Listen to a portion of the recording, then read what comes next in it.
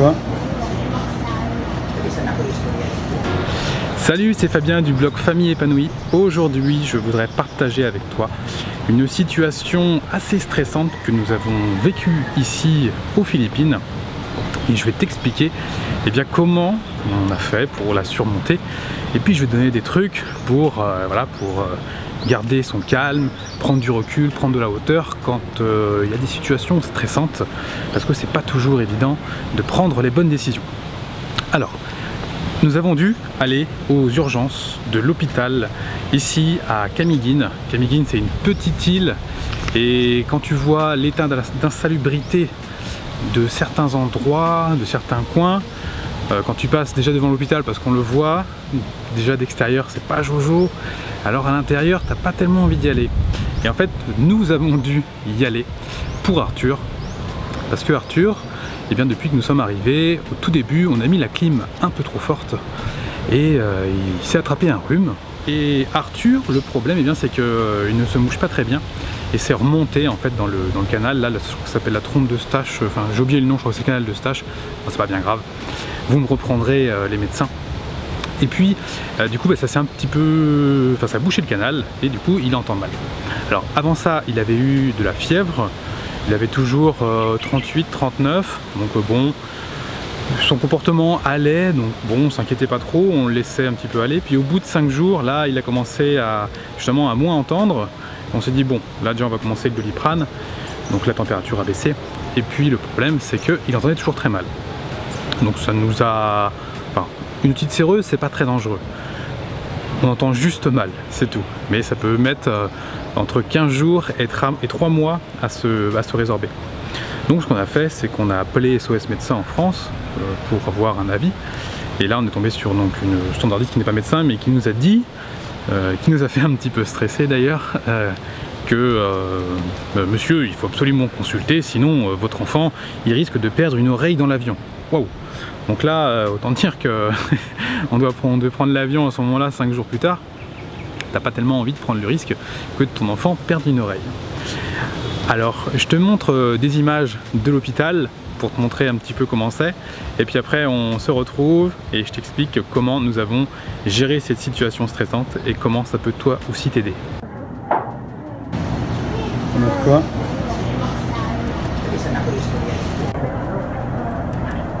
Salle d'attente extérieure pour voir un médecin. Bon, l'hôpital, je sais pas si on a déjà eu des comme ça en France, même pas dans les années 50, mais c'est dans un état assez étonnant.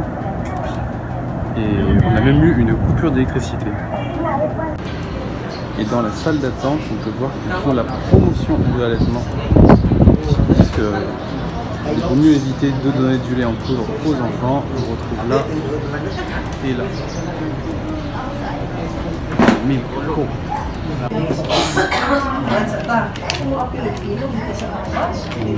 Alors là on vient d'enregistrer Arthur, donc son nom, son prénom, la température, la taille, tout ça, et nous attendons le médecin.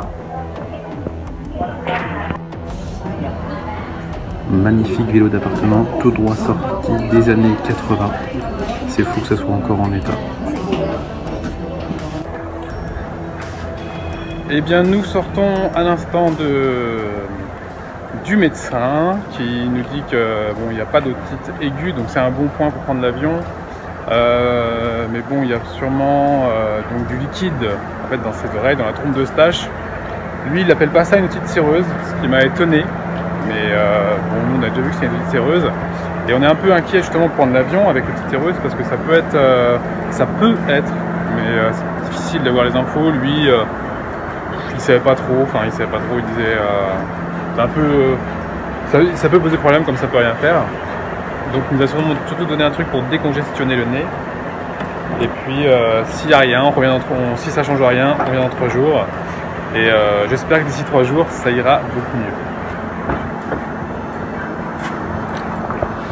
Comment garder son calme et prendre du recul dans une situation particulièrement stressante? On le sait tous, si on s'énerve, si on s'emballe, on risque de prendre les mauvaises décisions. Donc on sait tous qu'il vaut mieux arriver à prendre du recul, il vaut mieux arriver à rester calme pour choisir la bonne décision. On sait qu'il vaut mieux éviter de se laisser submerger par ses émotions, mais le truc c'est que c'est beaucoup plus facile à dire qu'à faire. Alors du coup, on fuit un petit peu le stress et on s'attaque au stress. En fait, le stress, on va dire que c'est plutôt bon, puisque ça va nous permettre de réagir en fonction de la situation. Alors là, je parle d'un stress sur une situation donnée, une situation courte, pas un stress chronique à long terme qui pourrait poser problème. Le truc, c'est de ne pas refuser le stress, parce qu'il va justement nous permettre d'agir en conséquence. Il faut savoir que la situation est arrivée, donc c'est arrivé. On va dire que ça sert à rien de se morfondre sur le passé. Maintenant, la situation est là, la situation est arrivée, il faut prendre des décisions, donc il faut déjà l'accepter. Le premier truc, c'est de prendre du recul. On a trop tendance à se sous-estimer, à s'imaginer que les autres sont meilleurs que nous, qu'ils arriveraient mieux à faire que nous, alors que pas du tout. Ce sont nos problèmes, nous sommes face à ces situations-là et nous sommes assez forts pour les gérer. On a tendance à se rabaisser par rapport à ce que nous sommes nous-mêmes. Il ne faut pas non plus se surestimer, mais il faut bien comprendre, enfin se comprendre pour pouvoir justement ne pas se sous-estimer et se dire que là c'est trop dur pour nous. Pour prendre du recul, il faut prendre la vie comme un jeu. Nous avons de la chance d'être là, nous avons de la chance d'être en bonne santé. Ok, il y a un problème, qu'est-ce qu'on doit faire pour le résoudre? Il faut voir les problèmes comme une opportunité. Je sais que c'est facile à dire, mais il faut le prendre comme une opportunité de se dépasser, d'apprendre de soi-même, de gérer de nouvelles situations qui dans le futur en fait vont nous faire agrandir notre zone de confort, comme j'en parlais très récemment. Donc voir ça comme quelque chose de très positif. Et si c'est encore trop difficile, si on n'arrive pas à prendre du recul, pensez simplement aux anciennes situations stressantes que vous avez vécues qui vous paraissent aujourd'hui comme une banalité. Par exemple, premier jour de classe, tu as sûrement déjà eu la boule au ventre parce que c'était le premier jour d'école, nouvelle classe. Aujourd'hui, si tu vas dans une formation où il y a des nouvelles personnes, tu n'es pas stressé. Ça te paraîtrait bizarre d'avoir la boule au ventre parce que tu vas rencontrer une nouvelle personne. Voilà, on a grandi, on a évolué. En fait, surtout, on a appris à gérer les situations stressantes et on a appris simplement à bien pouvoir, à avoir le bon comportement par rapport à la situation. Donc prendre trop de recul, c'est te dire que déjà, la situation est peut-être difficile, mais tu es capable de la gérer. Le deuxième point, c'est de rester dans l'instant présent. Si on pense au futur, on va penser aux situations stressantes. On va se dire, ah mais s'il se passait ça, qu'est-ce que je vais faire? Et qu'est-ce qui se passe? On stresse et on produit du cortisol. Le cortisol, l'hormone du stress, qui est plutôt mauvais pour l'organisme. Donc, penser au futur, ça ne sert à rien. Tu vois, pour l'exemple d'Arthur, avec son oreille, si je me dis oh là là mais on va pas pouvoir prendre l'avion, ça va être compliqué, comment on va gérer sur place, si on doit rester là, combien de temps on va rester, si on doit rester 3 mois, non, enfin tu vois, faut pas se lancer là-dedans, faut rester dans l'instant présent. Alors une technique qui fonctionne bien, ça s'appelle la technique du compte à rebours. Donc en fait tu t'imagines à J+5, donc qu'est-ce que tu fais à J+5, ensuite à J+4, à J+3, à J+2, aujourd'hui, le soir dans l'après-midi, et puis tu vois, tu remontes, tu t'imagines dans une heure, dans 10 minutes, voilà, donc tu le fais assez rapidement dans ta tête, pas obligé d'y passer énormément de temps, mais du coup ça va te permettre de te recentrer sur le moment présent et éviter de penser à des situations stressantes futures. Et le troisième point, c'est de recentrer le cerveau sur les trucs positifs. La plus grande différence entre les gens heureux et malheureux, c'est leur façon de penser. Si tu es toujours en train de te dire ma vie c'est pas top, je suis nul, je suis quelqu'un de mauvais, j'ai une vie de merde, ok, tu auras une vie de merde. Si tu as envie de te dire j'ai une super vie, j'ai envie de me dépasser, j'ai envie de faire des choses extraordinaires, tu vas faire des choses extraordinaires. Parce que pourquoi? Une des clés du bonheur, c'est d'entreprendre quelque chose et de le réussir.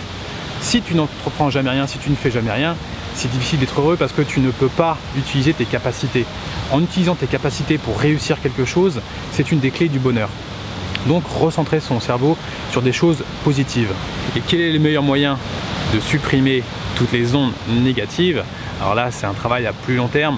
C'est pas un travail que tu vas gérer sur la situation stressante, mais c'est de supprimer tous les médias de masse qui tous les jours te font peur, te te racontent des choses, des meurtres, des accidents, demain ça n'ira pas bien parce qu'il n'y a plus d'argent, parce que ceci, parce que cela. En fait, notre cerveau, il n'est pas fait et il n'est pas programmé pour vivre ça.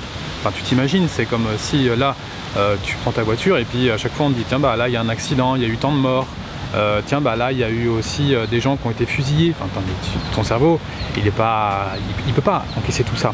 Donc tu ne peux pas être positif si tu consommes beaucoup d'informations. La plupart des gens qui consomment beaucoup d'informations sont plutôt négatifs et ne sont pas très optimistes dans la vie. Par exemple, aux Philippines, à l'île au sud qui est Mindanao, je crois, il y a une ville qui s'appelle Marawi. Et en fait, l'année dernière, il y a eu des attentats là-bas, il y a eu une fusillade à l'hôpital. Et du coup, si tu regardes les médias et on te parle de ça aux médias, est-ce que tu as envie de partir aux Philippines? Tu te dis, waouh, les Philippines, c'est un pays super dangereux. Je ne veux pas aller risquer ma vie et celle de mes enfants aux Philippines. C'est normal, parce que c'est une réaction de notre cerveau, il se protège et il va protéger sa famille. C'est comme si tu disais, non, je ne vais pas à Paris parce qu'il y a eu des attentats à Paris. Tu vois, ça n'a pas de sens. Donc, protégeons nos cerveaux des choses négatives inutiles. Protégeons aussi le cerveau de nos enfants. Il y a quelqu'un sur Instagram qui me demandait, tiens, les Philippines, ouais, il commence à pleuvoir, je vais te rentrer. Et les Philippines, c'est un pays instable, comment vous racontez ça aux enfants? Non mais, enfin, on raconte pas ça du tout aux enfants. C'est comme les enfants ne sont absolument pas au courant qu'il y a eu des attentats en France. Il n'y a strictement aucun intérêt de leur parler de ça. Ça va simplement les stresser. C'est comme quand il y a eu les gros attentats, là, il y a, je sais plus en quelle année, là, voilà, on connaît tous ça. Dans les écoles, il y avait une minute de silence pour les maternelles. C'est-à-dire qu'il y a des enfants de 2 ans et demi, 3 ans qui faisaient une minute de silence en hommage aux victimes. Non, mais, franchement, mais qui c'est qui a eu l'idée de faire ça? Alors c'est vrai que tous les gens sont pendus à la télé, donc les enfants ils ressentent. Enfin, nous on regarde pas la télé, bon ok, il y a des attentats, c'est horrible pour ces personnes, mais c'est pas la télé, c'est pas ces morts qui vont nous bouffer la vie, nous bouffer l'existence. Il y a des gens qui meurent tout le temps, tous les jours. Bon voilà, ça existe, mais il faut pas que ça nous bouffe, parce qu'après on se met des ondes négatives dans la tête. On a peur de tout, on a peur d'aller à Paris, on a peur d'aller à un rassemblement parce qu'il peut y avoir une bombe. Et est-ce que nos enfants, leurs petits cerveaux sont capables de gérer ça? Non, bien évidemment que non.